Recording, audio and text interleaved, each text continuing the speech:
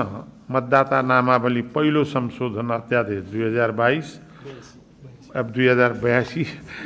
प्रतिनिधि सभा सदस्य निर्वाचन पहिलो संशोधन अध्यादेश 2082, नेपाल विशेष सेवा दोस्रो संशोधन अध्यादेश 2082 पेश गर्न अनुमति दिन्छु।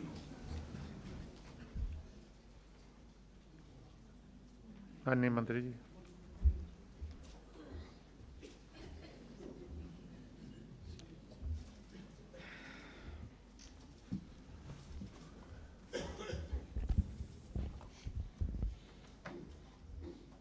पानी खानु पानी खानु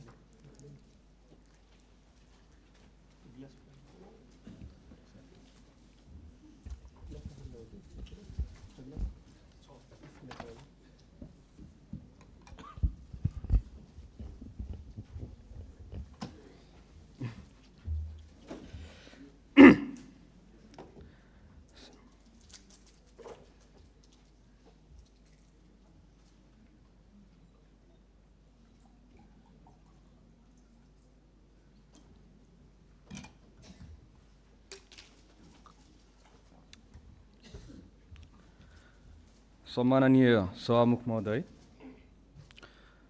मतदाता नियमावली ऐन 2073 को दफा 4 को उपदफा 2 मा निर्वाचन आयोगले मतदाता नियमावली सङ्कलन तथा अध्यावधिक गर्दा आयोगबाट निर्धारित स्थान र समयमा एकै पटक वा पटक पटक हुने गरी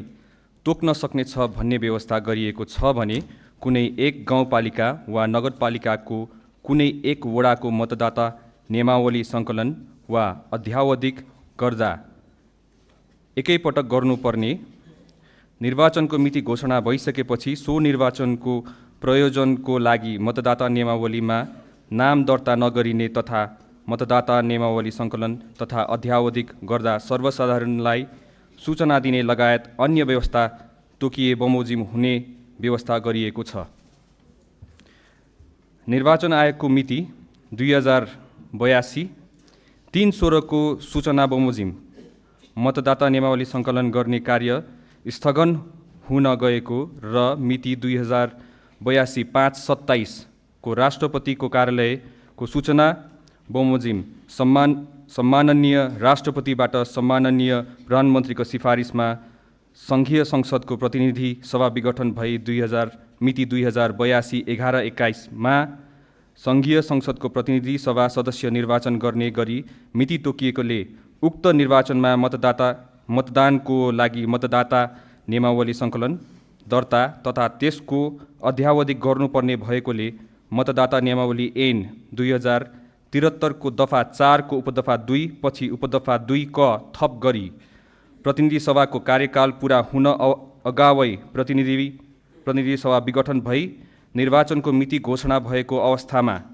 त्यस्तो निर्वाचनको प्रयोजनको लागि आयोगले अवधि तोकी मतदाता नियमावली सङ्कलन दर्ता तथा त्यसको अध्यावधिक गर्ने व्यवस्था गर्न सक्ने व्यवस्था गर्ने गरी मतदाता नियमावली ऐन 2073 लाई नेपालको संविधानको धारा 114 को उपधारा 1 बमोजिम अध्यादेशद्वारा संशोधन गर्न आवश्यक भएकोले सम्माननीय सभामुख महोदयको अनुमतिले मतदाता नियमावली पहिलो संशोधन अध्यादेश 2082 सभा समक्ष पेश